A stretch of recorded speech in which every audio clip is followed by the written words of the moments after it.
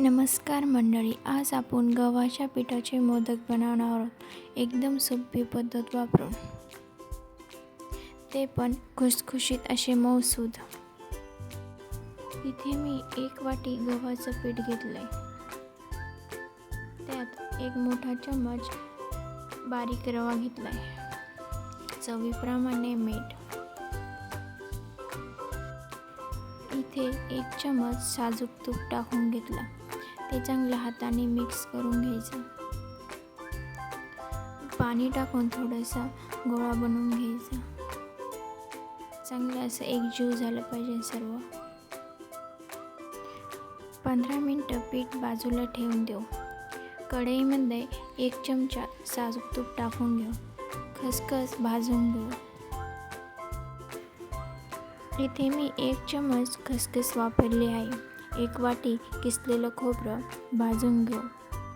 इथे मी ओलं खोबरं नाही वापरलेलं. खोबरं भाजून घ्यायचं चांगलं. 1 चम्मच रवा टाकून घेऊ.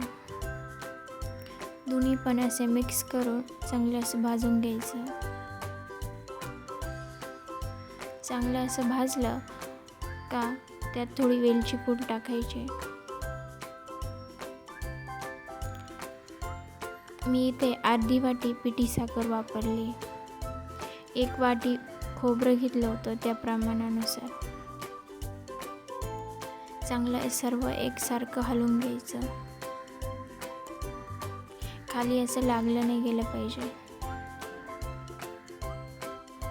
यात तुम्ही सुका मेवा टाकला तरी चालेल, छान लागतं. असं भाजून घ्यायचं सर्व एकसारखं. आता ते बाजूला ठेवून देऊ थंड करायला.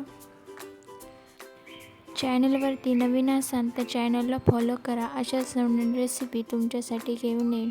आपलं पीठ 15 मिनिटं होऊन गेले. असे छोटे गोळे बनवून घ्यायचे. ते अशी पारी लाटून घ्यायचे. लय पातळ पण नाही आणि लय जाडसर पण नाही.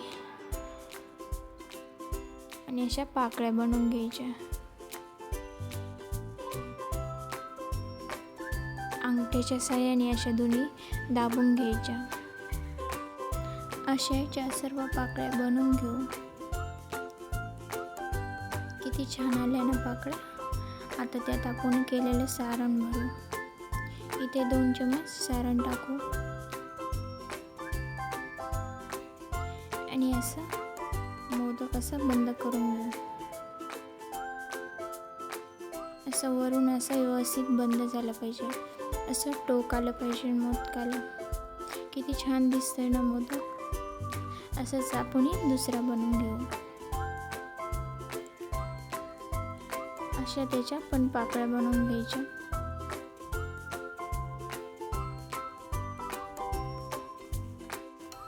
अशा तो पण मोदक बनवून घ्यायचा. त्यात सारण पण भरायचं.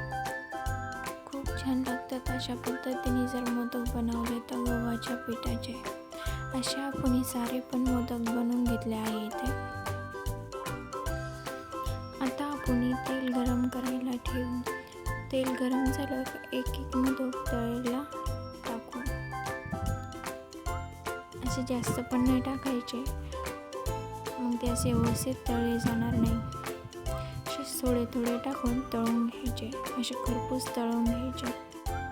खूप छान मऊ लुसलुशीत असे मोदक होतात. 10 दिवस टिकतात हे मोदक गव्हाच्या पिठाचे. खायला बी खूप छान लागतात. असे आपण सर्व तळून घेऊ. असे मस्त खरपूस तळून घ्यायचे. आता आपले राहिलेले पण तळून घेऊ आपण. ते पण असेच तळून घ्यायचे सेम पद्धत वापरून. गॅस कमी पण नाही आणि जास्त पण नाही ठेवायचा, नाही तर मोदक जळले जाते. एक पण आपला मोदक फुटला पण नाही. खूप छान लागतात असे मोदक. नक्की करून बघा. तुम्हाला एक मी खोलून दाखवते. बघा किती छान दिसतंय ना. तेल पण नाही गेलेलं त्यात. झाले आपले गव्हाच्या पिठाचे मोदक तयार. खूप छान लागतात.